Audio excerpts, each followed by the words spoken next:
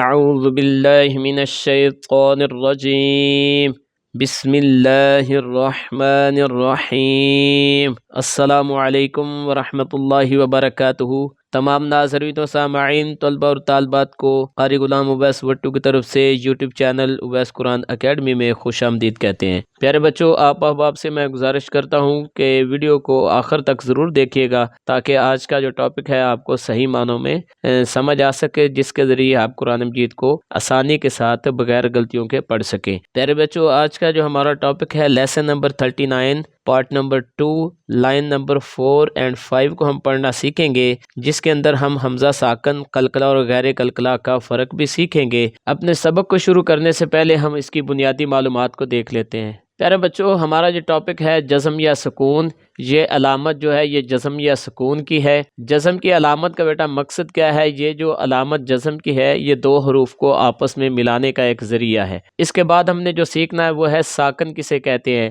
ساکن بیٹا جس حرف پر یہ جزم کی علامت آ جائے اسے ساکن کہتے ہیں۔ جیسے یہ دیکھیں تا کے اوپر جزم کی علامت ہے تو تا کیا ہوگا؟ ساکن۔ اس کے بعد جو چیز ہمیں پتہ ہونی چاہیے وہ ہے متحرک۔ متحرک کسے کہتے ہیں؟ جس حرف پر حرکات میں سے کوئی حرکت آ جائے تو بیٹا اسے متحرک کہتے ہیں، یعنی کہ زبر زیر پیش والا حرف، اس میں سے ایک وقت میں ایک حرکت آئے گی۔ مثلا یہ دیکھیں با کے اوپر زبر بھی ہے، زیر بھی ہے اور پیش بھی ہے، ان تینوں میں سے کوئی بھی حرکت آئے گی تو ہم اس کو متحرک کہیں گے، یعنی کہ حرکت والا۔ تو وہ حرکت والا کون سا ہو سکتا ہے؟ یا تو زبر والا ہو سکتا ہے، یا زیر والا، یا پھر پیش والا، تینوں میں سے کوئی حرکت والا حرف ہو سکتا ہے۔ اس کے بعد ہے بیٹا جو آپ کو پتہ ہونے چاہیے وہ ہے آواز۔ ساکن ہونے کی وجہ سے بیٹا اس کی کوئی آواز نہیں ہوتی، اور لمبائی چونکہ یہ ساکن ہے، کیونکہ یہ اپنے پہلے حرف کا تابع ہوتا ہے تو یہ ساکن ہے، جس کی وجہ سے اس کی کوئی اپنی لمبائی بھی نہیں ہے۔ ٹھیک ہے، یہ دیکھ لیں، یہ دونوں کے اوپر جزم کی علامت ہے، یہ ساکن حرف ہے تو ان کی کوئی بھی آواز آپ نہیں پیدا کر سکتے جب تک اس سے پہلے کوئی متحرک حرف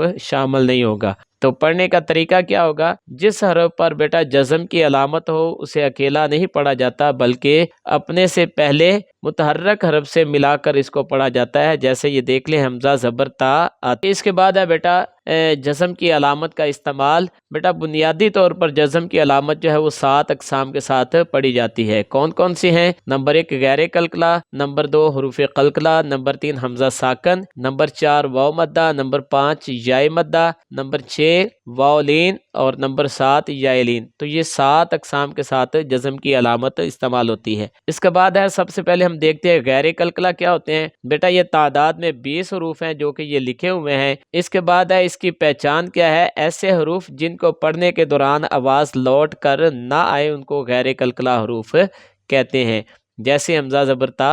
اس کے بعد ہے حروف قلقلہ۔ حروف قلقلہ تو بیٹا یہ تعداد میں 5 حروف ہیں۔ کون کون سے ہیں؟ با، جیم، دال، تو، قاف۔ یہ بیٹا زبانی یاد کر لیں تاکہ ان کا فرق اگر سمجھ آ گیا تو غیر قلقلہ خود بخود سمجھ آ جائیں گے۔ حروف قلقلہ کی پہچان کیا ہے؟ ایسے حروف جن کو پڑھنے کے دوران آواز لوٹ کر آتی ہے ان کو حروف قلقلہ کہتے ہیں، جیسے حمزہ زبر با، اب۔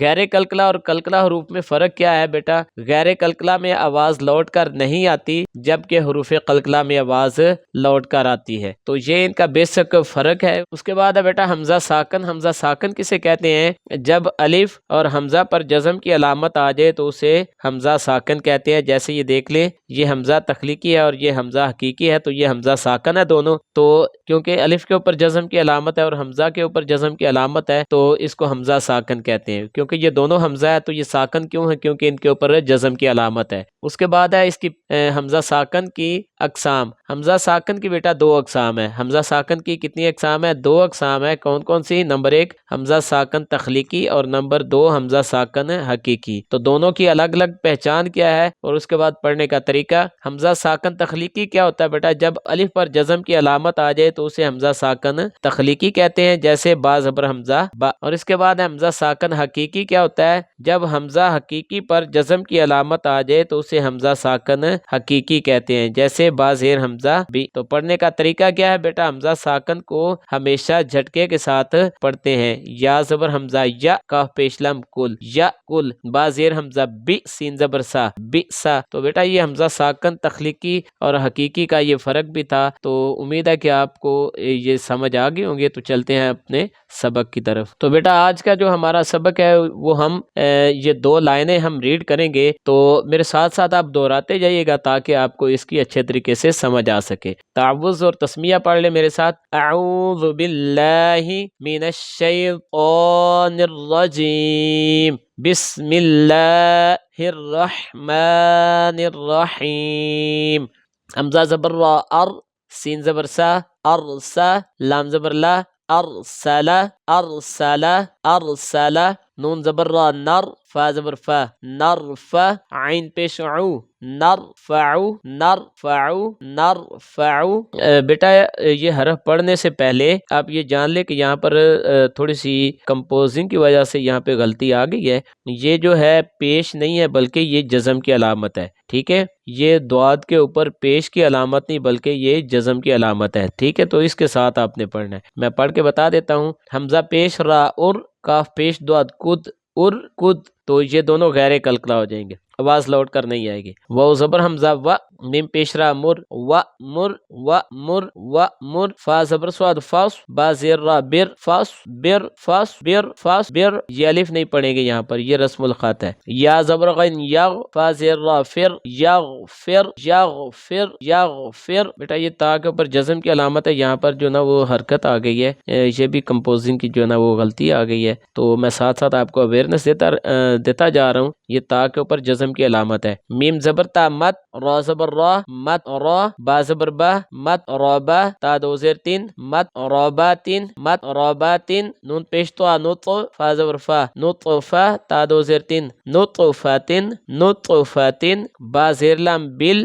یہ با کی زیر کو ہم لام کے ساتھ ملائیں گے، یہ الف نہیں پڑھیں گے۔ با زیر لام بل، حمزہ زیر سا، اف، بل اف، میم زیر می، بل اسمی، بل اسمی، بل اسمی، یا پیسا یس، خا زیر خی، یس خی، نون زبر نا، یس خینا، یس خینا، یس خینا، تا زبر سین تس، میم زبر ما، تس ما، عین پیش عو، تس معو، فا زبر تس معو، تس معو، فا زبر سواد فاس، لام دو پیش لون، فاس لون، فاس لون، فاس لون۔ تو پیارے بچوں امید کرتے ہیں کہ آج کا سبق آپ نے میرے ساتھ دہرا لیا، اس کو بار بار آپ ریڈ کرتے رہے تو انشاءاللہ آپ کو اچھے طریقے سے ان کی ویریشن کی سمجھ آ جائے گی۔ آپ احباب سے میں گزارش کروں گا کہ ہمارا یوٹیوب چینل اویس قرآن اکیڈمی کو سبسکرائب بھی کریں، لائک بھی کریں اور شیئر بھی کریں۔ اگر سیکھنے کو اچھا مل رہا ہے تو آپ اچھا سا جاتے جاتے کمنٹ بھی کر دیا کریں، اس سے حوصلہ افزائی ہوتی ہے۔ تو اگلی ویڈیو جو ہے وہ لیسن نمبر